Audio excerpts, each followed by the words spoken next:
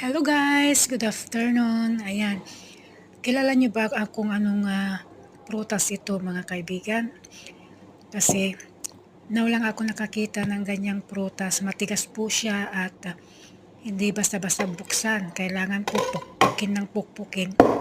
Kasi parang ano siya, parang bato na prutas.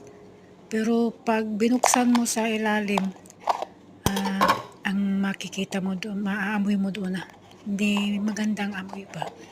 Pero parang hindi naman siya sira. Ganyan yata na prutas. Pero hindi ko kilalang prutas yan mga kaibigan. Ayan. Matamis na maasim-asim po siya. Pero parang sira naman doon sa ilalim niya.